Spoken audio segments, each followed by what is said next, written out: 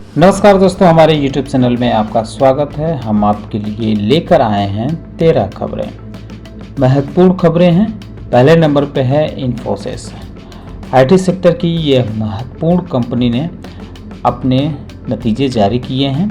उसने जो गाइडलाइंस जारी किया है FY27 के लिए, ये काफ़ी महत्वपूर्ण रहा है। इसके आधार पर आप अपनी योजना बना सकते हैं, क्योंकि ADR जो है अमेरिकी बाज़ार में जो कंपनी लिस्ट है वहाँ दबाव में देखने को मिली है।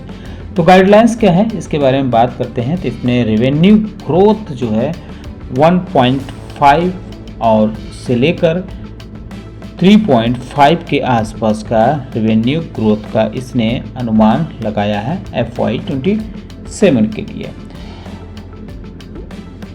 हालांकि अगर हम बात करें कंपनी की जो एबिट मार्जिन की, तो ये 20 से 22% का रेंज में अनुमान है। मार्च के क्वार्टर में कंपनी ने अपने पैट जो बताए हैं ये 8,501 करोड़ देखने को मिला है, जबकि ये एस्टिमेट से बेहतरीन देखने को मिल रहा है। लेकिन कंपनी का जो रेवेन्यू है वो गिरावट में देखने को मिला है 1.3%। इसके पीछे की वजह जो रही है, जो वीकर देन फोरकास्ट रही है। बोर्ड ने 25 रुपये का डिविडेंड, फाइनल डिविडेंड का भी ऐलान किया है। तो आप इस पे चाहें तो अपनी योजना बना सकते हैं। जबकि अगर हम अगली कंपनी के बारे में बात करें तो अगली कंपनी हमारी है टाटा कैपिटल। कंपनी ने अपने नतीजे जारी किए हैं। FY26 क्वार्टर 4 के पैट कंपनी का 80.5% ईयर ऑन ईयर बढ़ा है। 1182 करोड़ कंपनी का पैट देखने को मिला है। जबकि कंपनी का रेवेन्यू की बात करें तो कंपनी का जो रेवेन्यू है वो भी काफ़ी बेहतरीन रहा है। कंपनी की तरफ से बताया गया है कि उसका जो एसेट अंडर मैनेजमेंट है वो 28% इंक्रीज होते हुए देखने को मिला है। और वहीं कंपनी ने 57 पैसे पर इक्विटी के हिसाब से फाइनल डिविडेंड देने का ऐलान किया है।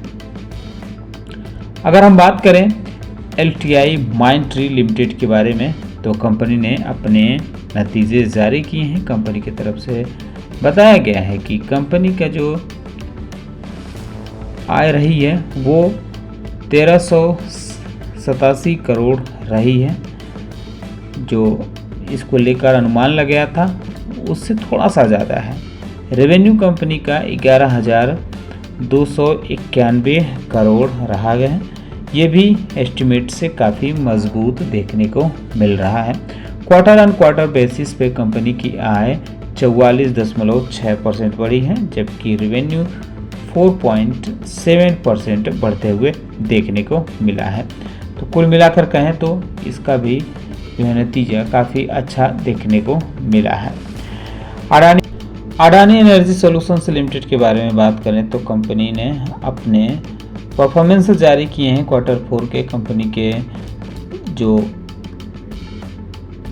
आय रही है वो 5.7% ईयर ऑन ईयर बढ़ते हुए देखने को मिली है, 683 करोड़ रही है। वहीं रेवेन्यू जो है 16.8% इंक्रीज हुआ है। जबकि अगर हम बात करें कंपनी के EBITDA की, तो ये डिक्लाइन इसमें देखने को मिल रहा है 4.7% और ये 2145 करोड़ रहा है। मार्जिन कंपनी का 35.3% से घटकर 28.8% देखने को मिली है। साइंट ने भी अपने नतीजे जारी किए हैं। कंपनी की तरफ से बताया गया है कि कंपनी की आय 32% क्वार्टर ऑन क्वार्टर डिक्लाइन हुई है। 65 करोड़ कंपनी की आय रही है। हालांकि अगर हम बात करें रेवेन्यू की, तो रेवेन्यू 4.2% बढ़ते हुए देखने को मिला है। 1926 करोड़ कंपनी का रेवेन्यू रहा है, जबकि एबिट गिरा है 6.8%, 155 करोड़ रहा है। मार्जिन भी इसकी थोड़ी सी कम हुई है, 9.04% से घटकर 8.09% आ गई है। वहीं कंपनी के बोर्ड ने बाईबैक का भी ऐलान किया है 64 lakh equity accompany by back करेगी और इसका इन्होंने प्राइस भी जारी कर दिया है। 1125 के पर इक्विटी पे ये बाई बैक करते हुए देखने को मिले। टोटल 720 करोड़ की खरीदारी में देखने को मिल सकती है। CIE ऑटोमोटिव इंडिया ने भी अपने Q4 के नतीजे जारी किए हैं। कंपनी का आय ठीक ठाक बढ़ते हुए देखने को मिला है 14.9%। वहीं अगर हम बात करें इसके रेवेन्यू जो 14.9% बढ़ा है, उसके अलावा कंपनी की आय 20.8% बढ़ी है। एबिट 7% इंक्रीज हुआ है। जबकि महिंद्रा लॉजिस्टिक्स की बात करें तो कंपनी ने Q4 में अपनी आय 20 करोड़ दिखाया है, जो पिछले साल कंपनी नुकसान में थी 6.7 करोड़ के आसपास। तो ये अच्छा एक तरह से कह सकते हैं कि आय में है। रेवेन्यू भी 14% बढ़ते हुए देखने को मिला है 1791 करोड़। एबिटा जंप किया है 44% से ज़्यादा, 112 करोड़ कंपनी का एबिटा रहा है। मार्जिन में भी इम्प्रूवमेंट देखने को मिल रहा है 5% से बढ़कर 6.3% देखने को मिला है। तो ये जो नतीजे इस बार बेहतर देखने को मिल रहे हैं, तो ऑपरेटिंग लीवरेज की वजह से ये नतीजे बेहतर देखने को मिल रहे हैं। साथ ही साथ कंपनी के बोर्ड ऑफ डायरेक्टर ने ₹2.5 पर इक्विटी के हिसाब से फाइनल डिविडेंड का भी ऐलान किया है। तो इन सारी चीज़ों को ध्यान में रखते हुए आप आगे की अपनी योजना बना सकते हैं। अगर हम बात करें सिप्ला लिमिटेड के बारे में, तो इसमें अपडेट देखने को मिल रहा है कि US FDA की तरफ से इस कंपनी के अमेरिकी आर्म कंपनी को first AB rated generic version के लिए मंजूरी मिलते हुए देखने को मिल रही है। ये जो जेनेरिक वर्जन की मंजूरी मिली है जिस दवा की, उसका नाम है वेंटोलिन HFA। इसका इस्तेमाल होता है ब्रोनोकोस्पेम जो एडल्ट या चिल्ड्रेन में होते हैं उसकी रोकथाम के लिए। तो ये काफ़ी महत्वपूर्ण है, आप इस पे नज़र रख सकते हैं। इंडियन एनर्जी एक्सचेंज यानी IEX ने बताया कि उसने Q4 में अपनी आय में 10.8% इंक्रीज दिखाई है। 129 करोड़ के आसपास कंपनी की आय रही है, जबकि रेवेन्यू 22.5% बढ़ा है, 174 करोड़ रहा है। एबिटा कंपनी का 23% बढ़ते हुए देखने को मिला है, 149 करोड़ रहा है। मार्जिन में भी इम्प्रूवमेंट देखने को मिल रहा है, 85% से बढ़कर 86% रहा है। साथ ही साथ कंपनी के बोर्ड ऑफ डायरेक्टर ने ₹2 पर इक्विटी के हिसाब से फाइनल डिविडेंड का ऐलान किया है। ब्लू स्टोन ज्वेलरी लिमिटेड के बारे में बात करते हैं तो कंपनी की तरफ से बताया गया है कि कंपनी की आय Q4 में 32 करोड़ रही है, जो कि पिछले साल 51 करोड़ कंपनी लॉस में थी। रेवेन्यू 47% से ज़्यादा ईयर ऑन ईयर बढ़ा है, 681 करोड़ रेवेन्यू रहा है। जबकि एबिटा में भी जंप देखने को मिल रहा है, 27 करोड़ से बढ़कर 126 करोड़ कंपनी का एबिटा आया है। मार्जिन 5.8% से बढ़कर 18.4% पहुंच गया है।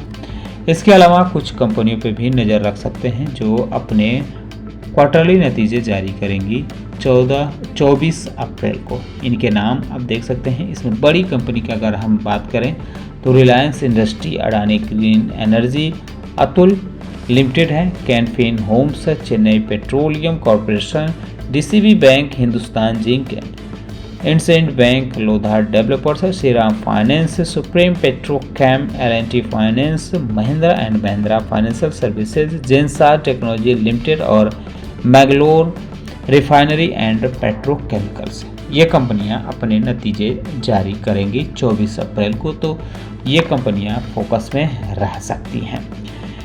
हिमाद्री स्पेशलिटी केमिकल्स लिमिटेड की बात करें तो कंपनी ने अपने क्वार्टरली नतीजे जारी किए हैं। आय में 29% की ईयर ऑन ईयर ग्रोथ बताई गई है। कंपनी की तरफ से 201 करोड़ कंपनी ने रेवेन्यू दिखाया है, जबकि 231 करोड़ कंपनी ने पैट दिखाया है और रेवेन्यू 13.5% बढ़ते हुए देखने को मिला है, 1287 करोड़ रहा है। एबिटा ग्रोथ 3.6% रही है, 242 करोड़ रहा है और मार्जिन कंपनी की 20.6% से घटकर 18.8% आ गई है। वहीं अगर हम बात करें इन्वेंचरस नॉलेज सॉल्यूशंस लिमिटेड के बारे में, तो कंपनी की तरफ से कहा गया है कि जो अमेरिका में इसकी होली ओन्ड सब्सिडरी कंपनी है इन्वेंचरस नॉलेज सॉल्यूशंस लिमिटेड, उसने 100% हिस्सेदारी खरीदने के लिए अप्रूवल दे दिया है। ये कंपनी जो है ट्रू ब्रीज इंक में अपनी टोटल 100% हिस्सेदारी खरीदेगी और ये खरीदारी जो होगी ये $565 मिलियन में होगी। तो इस वजह से यह कंपनी आप चाहें तो अपनी निगाह में रख सकते हैं। इसके अलावा हमने ASM लिस्ट पे अलग से वीडियो बनाया है, उस पर भी नज़र रख सकते हैं क्योंकि आज ASM लिस्ट में बहुत सारी कंपनियों पर कार्रवाई हुई है। आप इससे अंदाज़ा लगा सकते हैं कि 55 कंपनियों को ASM के शॉर्ट टर्म और लॉन्ग टर्म लिस्ट में कार्रवाई का सामना करना पड़ा है। हालांकि 27 कंपनियों को राहत मिलते हुए देखने को मिली है। 33 कंपनियों के प्राइस बैंड यानी सर्किट लिमिट में बदलाव किया गया है। तो ये अपडेट था। साथ ही साथ अमेरिका US के बीच क्या अपडेट आता है इस पे भी नज़र रखें। अमेरिकी बाज़ार की क्या हाल चल रही है इस पे भी नज़र रखें। उम्मीद करता हूँ कि आपको हमारा वीडियो पसंद आया होगा। कैसा लगा बताना न भूलें। साथ ही साथ हमारे चैनल को सब्सक्राइब कर ले, बेल आइकन दबा ले। वीडियो देखने के लिए बहुत बहुत धन्यवाद।